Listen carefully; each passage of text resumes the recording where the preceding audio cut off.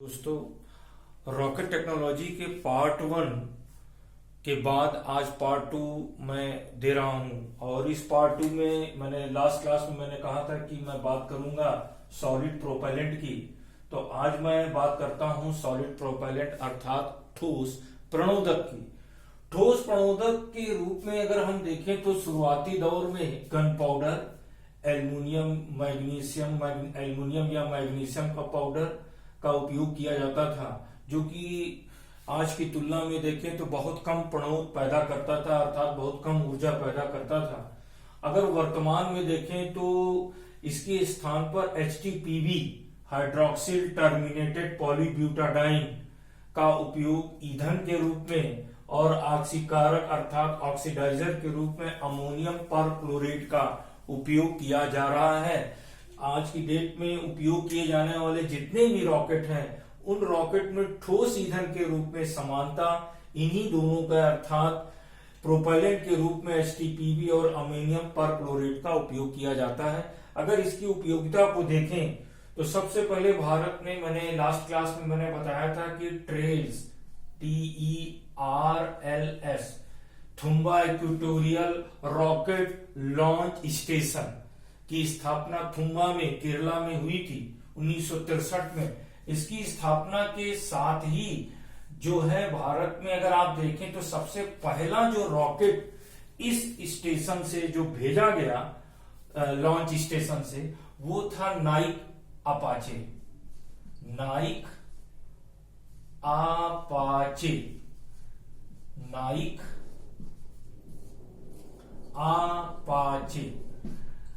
Apache वास्तव में US का एक साउंडिंग रॉकेट है और इसी के साथ रोहिणी की शुरुआत हुई और रोहिणी 70 ये दोनों यूएस मेड है। इसका प्रणोदन, इसका प्रक्षेपण जो किया गया वो 1900 अगर आप देखें तो 1963 के दौर में इसकी शुरुआत हुई। रोहिणी 70 यानी 70 का मतलब रोहिणी 70 का मतलब होता है कि जो ये रोहिणी साउंडिंग रॉकेट है, इस साउंडिंग रॉकेट का जो डायामीटर है अर्थात जो इसका व्यास है वो 70 मिलीमीटर का है, इसलिए इसको रोहिणी 70 कहा गया। इसके ठीक बाद भारत में अगर आप देखें तो इसके ठीक बाद रोहिणी अर्थात जिसको शॉर्ट फॉर्म में RH दर्शाया जाता है, RH-75, RH-100, RH-150, RH-200, RH-250 and 1973 में आखिरी साउंडिंग रॉकेट जो यहां से प्रक्षेपित किया गया अर्थात ट्रेल से प्रक्षेपित किया गया और वो था आपका RH-560। जाहिर है कि 560 मिलीमीटर अर्थात ये एक बड़ा इसका जो डायमीटर था वो काफी अधिक था। अब प्रश्न उठता है कि ठोस प्रणोदक का इसमें उपयोग किया गया और ये रॉकेट बहुत दूर तक नहीं जाता था। ये रॉकेट कुछ ऊंचाई तक पहुंच करके मौसम की जानकारी, मौसम से संबंधित आंकड़ों को एकत्र करने में मदद करता था और उसके बाद ये रॉकेट समाप्त हो जाता था। वर्तमान परिवेश में देखें तो ये सॉलिड प्रोपेलेंट का उपयोग करके आज हम इसी सॉलिड प्रोपेलेंट का उपयोग करके आगे चल करके SLV, ASLV का विकास हुआ, जिसकी चर्चा, जिसका पूरा डिटेल मैं आगे के पार्ट में दूंगा, जिसमें केवल रॉकेट की संरचना, रॉकेट से संबंधित उसका पेलोड, उसके प्रमुचित यान, उसके द्वारा कौन कौन से प्रमुख भारत के स्थापित किए गए सैटेलाइट है। और तो इस प्रकार से जो सॉलिड प्रोपेलेंट है, सॉलिड प्रोपेलेंट की एक सबसे बड़ी उपयोगिता जो दिखाई देती है कि शुरुआती दौर में सॉलिड प्रोपेलेंट के कारण ही रॉकेट को उनके निर्दिष्ट कक्षा में स्थापित करने की जो स्थिति बन पाई और अगर हम देखें तो ठोस प्रणोदक की एक सबसे बड़ी उपयोगिता है कि इसको हम रॉकेट में महीनों पहले या सालों पहले भर कर रख सकते हैं और जरूरत पड़ने पे तुरंत इसको हम रॉकेट को दाग सकते हैं। यही कारण है कि जो सॉलिड प्रोपेलेंट इसका सामान्यतः उपयोग मिसाइल में किया जाता है, क्योंकि आवश्यकता पड़ने पर तुरंत मिसाइल को दागना होता है। और जबकि अन्य जो आज की डेट में अगर आप देखें तो जो रॉकेट होता है, उन्नत रॉकेट वही है जिसमें जितना अधिक उन्नत ईंधन अर्थात उन्नत प्रोपेलेंट का उपयोग किया गया है, वो रॉकेट की उतनी क्षमता बढ़ती जाती है। तो यहां पर महत्वपूर्ण विषय ये है कि जो वर्तमान में जो सॉलिड प्रोपेलेंट है वो एचटीपीवी का उपयोग किया जा रहा है, जो कि फ्यूल के रूप में, और अमोनियम परक्लोरेट का उपयोग ऑक्सीडाइजर के रूप में किया जा रहा है। आज सारे रॉकेट, जितने भी रॉकेट भेजे जाते हैं, रॉकेट का जो पहला चरण होता है, अगर आप देखें एसएलवी और एएसएलवी में तो केवल ठोस ईंधन का ही उपयोग किया गया था। उसका कारण यह था कि उस समय हमारे पास या देखें तो हमारे पास लिक्विड प्रोपेलेंट जो होता है, लिक्विड प्रोपेलेंट के विकास की तकनीक हमारे पास नहीं थी। लेकिन आज जो है हम बहुत आगे बढ़ चुके हैं, क्रायोजेनिक इंजन बना चुके हैं और वर्तमान में प्रयास किया जा रहा है सेमी क्रायोजेनिक इंजन का विकास करें। और आने वाले अन्य पार्ट में मैं cryogenic engine, semi cryogenic engine की विस्तृत बात करूंगा। अब मैं बात करता हूं कि अगर आप जितने भी रॉकेट आज इस्तेमाल करते हैं, जितने भी रॉकेट आप भेजते हैं, प्रत्येक रॉकेट का जो प्रथम चरण है, चाहे वो पीएसएलवी हो, चाहे वो जीएसएलवी हो, सभी के प्रथम चरण में यानी प्रथम चरण में जो है वो सॉलिड प्रोपेलेंट का ही उपयोग किया जाता है। और साथ में रॉकेट के साथ में जो बूस्टर लगा होता है, बूस्टर का क्या अर्थ होता है? प्रश्न उठता है कि ये बूस्टर होता क्या है। एक्चुअल में बूस्टर जो है वो रॉकेट के साथ में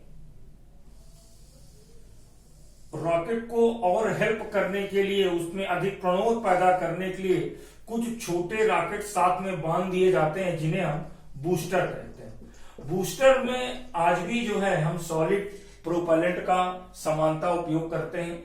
अगर हम कहें कि आज की डेट में जो आज के समय में अगर हम कहें आज की डेट में साउंडिंग रॉकेट की क्या उपयोगिता है, तो साउंडिंग रॉकेट का उपयोग बूस्टर के रूप में आज भी किया जाता है। बाकी तो एसएलवी और एएसएलवी, पीएसएलवी, जीएसएलवी और आरएलवी के विकास में, साउंडिंग रॉकेट के विकास के बाद ही उसी तकनीक को समझ करके एसएलवी और इन सबका विकास किया गया। तो ये बात हो गई सॉलिड प्रोपेलेंट की। सॉलिड प्रोपेलेंट में जो प्री के लिए अगर आप देखें तो मेन तो एचटीपीवी को समझना है, बाकी इसके विकास से संबंधित, रॉकेट से संबंधित क्या क्या चीजें हैं, रॉकेट में और क्या क्या चीजें होती, वो तो मैं सेपरेट एक अलग लेक्चर में आपको रॉकेट के बारे में और आपको एक प्रत्येक रॉकेट का यानी पीएसएलवी, जीएसएलवी का चित्र बनाकर आपको सारी चीजें अच्छे से समझाऊंगा। अब मैं बात करता हूं लिक्विड प्रोपेलेंट की, यानी तरल प्रणोदक क्या है। तरल प्रणोदक क्या है इसके बारे में मैं आप बात करना चाहूंगा। लिक्विड प्रोपेलेंट,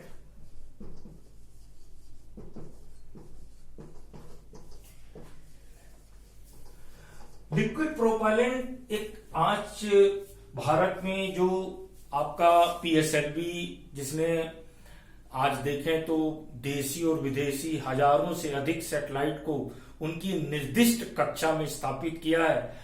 और यह स्थापना तभी हो पाई है जब भारत ने या इसरो ने लिक्विड प्रोपेलेंट का विकास कर लिया। तो लिक्विड प्रोपेलेंट के विकास पर पहले मैं परिचर्चा करता हूं। अगर आप इस पर नजर डालें तो 1970 के दशक में एलपीएससी अर्थात लिक्विड प्रोपल्सन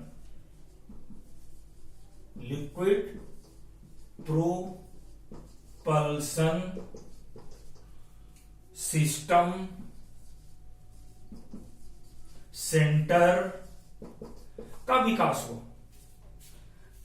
और लिक्विड प्रोपल्सन सिस्टम सेंटर के द्वारा ही विकास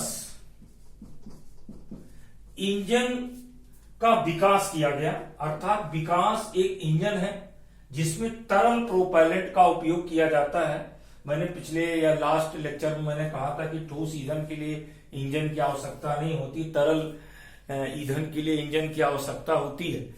तो एलपीएससी ने, जो कि एलपीएससी अगर आप देखें वास्तव में, तो ये इसरो के निर्देशन में एलपीएससी काम करता है। इसलिए जो विकास है, विकास इंजन में जो वर्तमान में उपयोग किया गया वो कौन कौन से ईंधन है, अर्थात विकास इंजन में जो प्रोपेलेंट है वो क्या क्या है।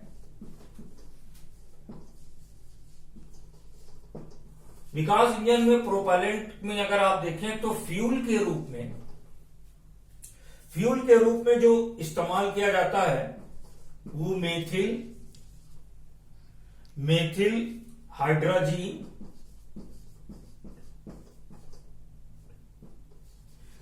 तथा ऑक्सीडाइजर के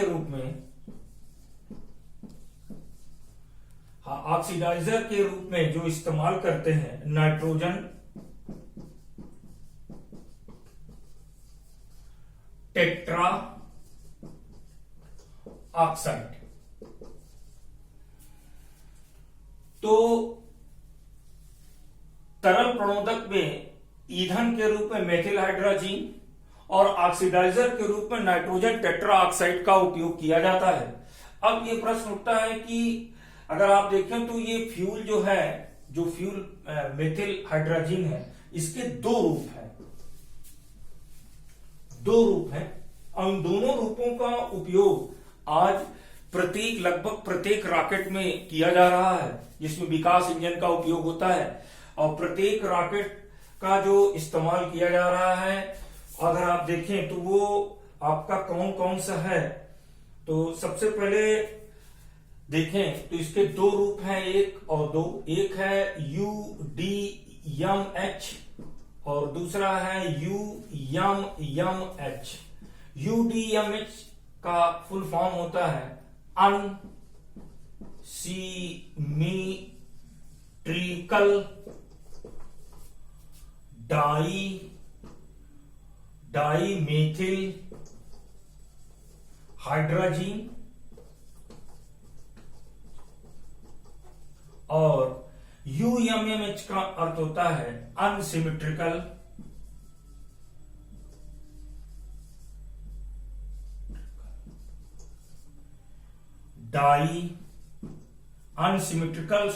अनसिमेट्रिकल मोनो मेथिल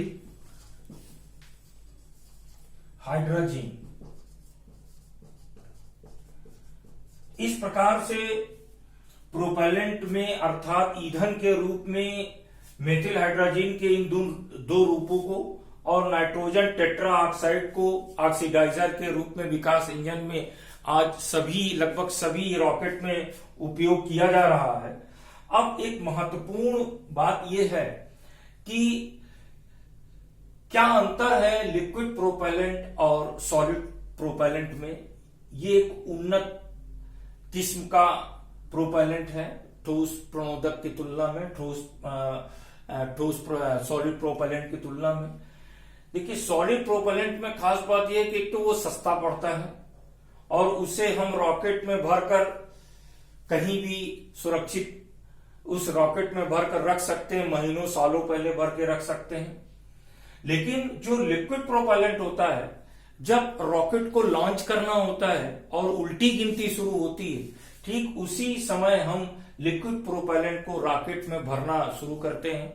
साथ ही ये महंगा पड़ता है और इसकी तकनीक भी जटिल तकनीक है, ये महंगा पड़ता है। लेकिन इससे सबसे बड़ा फायदा है कि रॉकेट, अगर हम तरल प्रणोदक का उपयोग करते हैं तो रॉकेट हमारा हल्का हो जाता है, और जब हल्का हो गया और अधिक प्रणोद पैदा करता है, अर्थात अधिक ऊर्जा पैदा करता है, और अधिक ऊर्जा पैदा करेगा तो जाहिर सी बात है कि भारी सैटेलाइट को, भारी उपग्रहों को उनके निर्दिष्ट कक्षा में ले जाने में सक्षम हो जाएगा।